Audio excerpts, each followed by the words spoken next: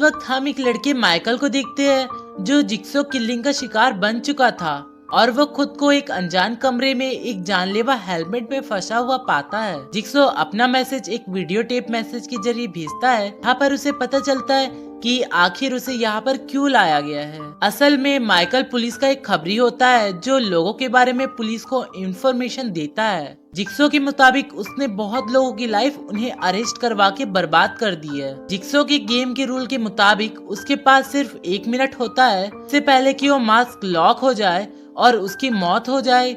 Jigsaw उसे एक hint देती कि लॉक की चाबी तुम्हारे आंखों के पीछे फिक्स कर दी गई है। आज उसका इम्तिहान था। जिन आंखों से वो लोगों पर नजर रखता था, ये उनमें से एक आंख को सेक्रीफाइस कर सकता है कि नहीं, वो भी अपनी जान बचाने के लिए। माइकल चाबी को निकालने के लिए बहुत कोशिश करता है लेकिन उसका कुछ भी फायदा नहीं होता और लास्ट में टाइम एंड हो जाने की वजह से उसके फेस के चिथड़े उड़ जाते हैं। दूसरी तरफ हम देखते हैं कि डिटेक्टिव एरिक और उसके बेटे के साथ बहस हो जाती है और वो गुस्से से उसे वहाँ से जाने के लिए बोलता है और बाद में जब उसे अपनी गलती का पछतावा होता है तो वो उसके पास जाने की कोशिश करता है लेकिन उसके बेटे डैनियल का कुछ भी आता पता नहीं था। बाद में डिटेक्टिव एलिसन एरिक को माइकल की क्राइम सीन इन्वेस्टिगेशन के लिए बुलाती है क्योंकि माइकल ने एरिक के लिए एक नोट दीवार पर छोड़ा हुआ था और यहाँ पर हमें पता चलता है कि माइकल किसी और का नहीं बल्कि एरिक का ही खबरी था। जिन लोगों की इंफॉर्मेशन एरिक को प्रोवाइड करता था, दीवार पर लिखी नोट और हेलमेट मास्क पर बनी हुई लोगों को देखकर वो समझ जाता है कि आखिर ये मास्क बनता कहाँ है और इसी तरह एरिक बाकी डिटेक्टिव के साथ यहाँ जिक्सो की secret exact location find out कर लेता है जहाँ जिक्सो उन्हें कैंसर का शिकार हुआ बहुत कमजोर हालत में दिखाई देता है। वहाँ पहुँच जाने के बाद उन्हें सारी बात क्लियर हो जाती है कि असल में उन्होंने जिक्सो को नहीं ढूंढा बल्कि जिक्सो ने अपनी स्मार्ट प्लानिंग के थ्रू उन्हें यहाँ बुलाया है अपने ट्रैप में फंसाने के लिए। वह सेटअप मॉनिटर में देखते हैं कि जिक्सो ने उसके बेटे डैनियल के अलावा और भी बहुत सारे लोगों को पॉइजनस गैस से भरे हुए किसी घर के अंदर रखा हुआ है और उन लोगों के पास मैक्सिमम सिर्फ 2 घंटे बचे हैं कि जब तक वो पॉइजन से मर ना जाए। जिक्सो एरिक को एक इम्पोर्टेंट बात बताता है कि घर में सिर्फ 2 लोग कैद हैं जिन्हें उसने कभी काफी वक्त पहले झूठ खबरों के बुनियाद पर अरेस्ट करवाया था और ये सब कुछ उसने माइकल के थ्रू करवाया था और अभी तक उन लोगों को ये पता नहीं चला था जो कैद में थे कि माइकल एरिक का ही बेटा है, वरना बदले के ग्रज से उनको जान से ही मार डालता। जिक्सो एरिक को कहता है कि अगर वो चाहे तो अपने बेटे को बचा सकता है और ऐसा तभी पॉसिबल होगा जब वो उसकी गेम के रूल को फॉलो करेगा। उसकी गेम के रूल बिल्कुल सिंपल होते हैं, बस किसी ने भी कुछ टाइम के लिए जिक्सो की बातों को अच्छे से अंडरस्टैंड करना होता है। गेम के रूल के अकॉर्डिंग वो सिर्फ अकेले में बात करने के लिए तैयार हो जाता है। बातों के दौरान एरिक को पता चलता है कि जिक्सो उसके बारे में काफी कुछ जानता है, जैसे कि आज से 5 साल पहले एरिक पुलिस ऑफिसर होता है जो अपने कैदियों को बहुत बुरी तरीके से टॉर्चर किया करता था ताकि वे अपने गुनाह को कबूल कर ले और एक बार पूछताछ के दौरान उसने अपने कैदी के दांतों को ही तोड़ दिया था और यही नहीं, क्रिमिनल्स को जेल भिजवाने के लिए उनके खिलाफ झूठे सबूत भी बनाया करता था। से अपने जिक्सो होने का रीजन भी बताता है के मुताबिक लोगों को अपनी लाइफ के इम्पोर्टेंस ही नहीं पता होते हैं और उनमें से सर्वाइव स्किल ही नहीं है जब तक कि लोग अपनी मौत को बिल्कुल सामने से खड़े होकर नहीं देख ले, जैसे कि एरिक उस वक्त अपने बेटे के लिए फील कर रहा था कि इंसान के अंदर तकलीफ बर्दाश्त करने के लिए सलाहियत बहुत ज्यादा है और लोगों को उनकी लाइफ की अहमियत बताना चाहता था। अपने इस गलत वे से जिक्सो बताता है कि जिक्सो का एक निशान भी है और वो ये निशान सिर्फ उन लोगों की बॉडी पर बनाता है जो इस गेम में सरवाइव नहीं कर पाते।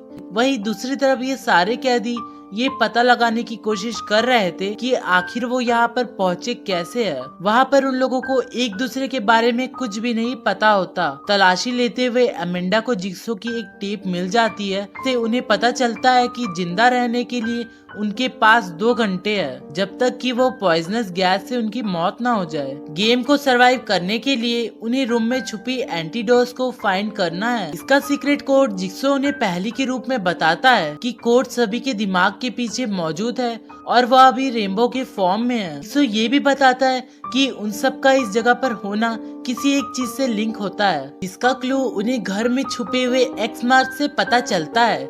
टेप रिकॉर्डर के साथ उन्हें एक की और एक नोट भी मिलता है। इसमें जिक्सो ने उन्हें वार्निंग दी थी कि चाबी से डोर ओपन नहीं करना, लेकिन जिक्सो के रूल को इनकार करता हुआ और चाबी से डोर को ओपन करता है, लेकिन इसके दरवाजे के पीछे लगी पिस्टल ट्रिगर हो जाती है और डोर की होल से झांकते हुए उसकी मौत हो जाती है। तो ने जानबूझकर डोर की कीज 2 रीजन की वजह से प्रोवाइड की थी, क्योंकि उसे पता था कि उसके मना करने के बावजूद भी कोई ना कोई डोर को जरूर ओपन करने की कोशिश करेगा और उसकी डेथ हो जाएगी। और दूसरी तरफ लोगों को ये भी बताना था कि रूल को फॉलो करना जरूरी है, वरना उनका अंजाम भी यही हो सकता है। और थोड़ी देर बाद रूम का दरवाजा अपने आप ही खुल जाता है और पूरे घर को अच्छे से चेक करने के बावजूद भी उन्हें वहाँ से भागने का कोई भी रास्ता नहीं मिलता। लेकिन बाद में उन्हें एक बेसमेंट का दरवाजा मिलता है और जब वहाँ पर जाते हैं जहाँ पर उन्हें जिक्सो का एक नया मैसेज, एक पुतला और कुछ और भी सामान मिलते हैं और साथ में एक नाम ऑबी भी दिया होता है जो उनमें से कैदी था। और जब उन्हें पता चलता है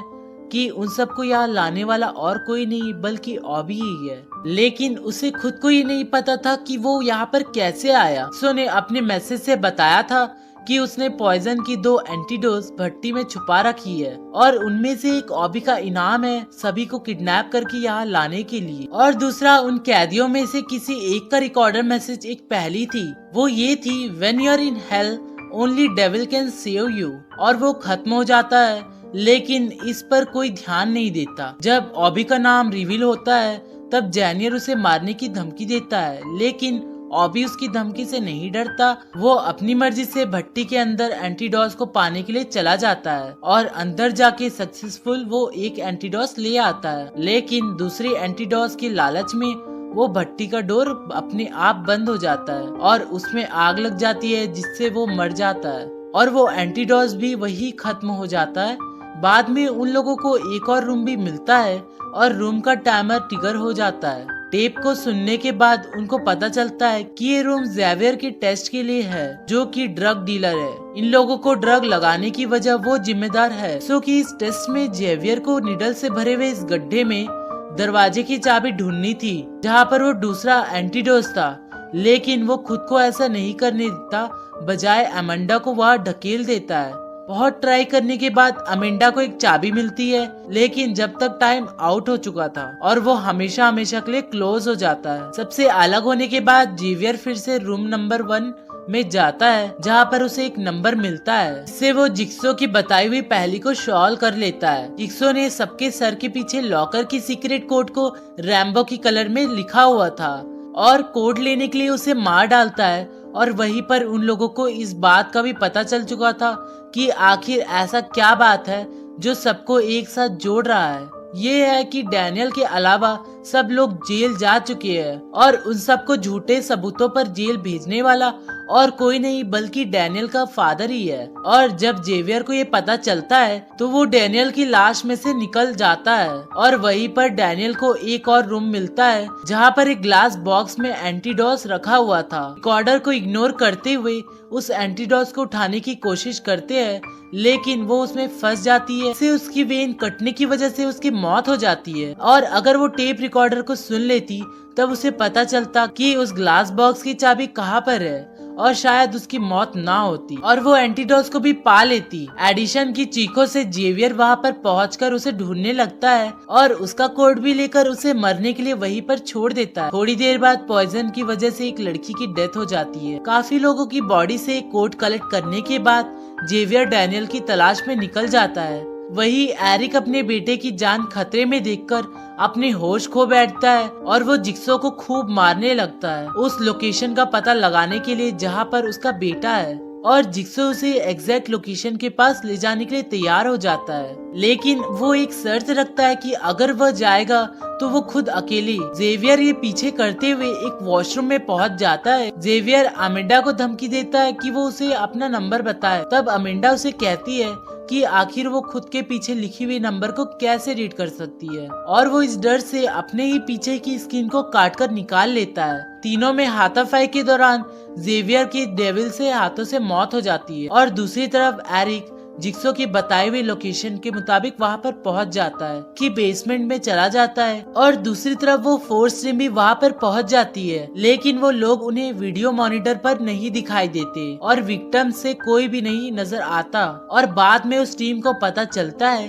कि असल में वो घर ही नहीं है। उन्हें अंदाजा होता है कि अब तक जो कैप्चर हुई वीडियो देख रहे थे, यानी विक्टिम के साथ जो भी हुआ था वो जिक्सो को पकड़ने से पहले ही हो चुका था। दूसरी तरफ एरिक भी अपने बेटे को ढूंढने की कोशिश करता है, उस वॉशरूम में पहुंच जाता है, लेकिन वहां पर डैनियल और अमेंडा कोई भी नहीं मिलता, और तभी उसे एक बाथटब में किसी की बॉडी नजर आती है, और वो करीब जाकर उसे चेक करता है तो वो डेड बॉडी उस पर अटैक करके उसे बेहोश कर देती है कि वो भी अब जेल्ड है। करीब रखे हुए टेप को सुनने के बाद एक राज रिवील होता है कि यहाँ पर मास्टरमाइंड जिक्सो के अलावा कोई और भी है, और वो कोई और नहीं बल्कि अमेंडा थी, और ये सब करने के पीछे उसका एरिक से रिवेंज था, क्योंकि वह कोई भी ड्रग्स नहीं लेती थी, लेकिन झूठे सबूत इकट्ठा करके एरिक ने उसे फंसा दिया था और उसे जेल भी हो गई थी, और वहीं पर कैदियों के बीच फाइनली वो ड्रग्स लेने लगती है। असल में एरिक ने उसकी लाइफ बर्बाद कर दी थी, लेकिन वहीं पर जिक्सो ने उस पर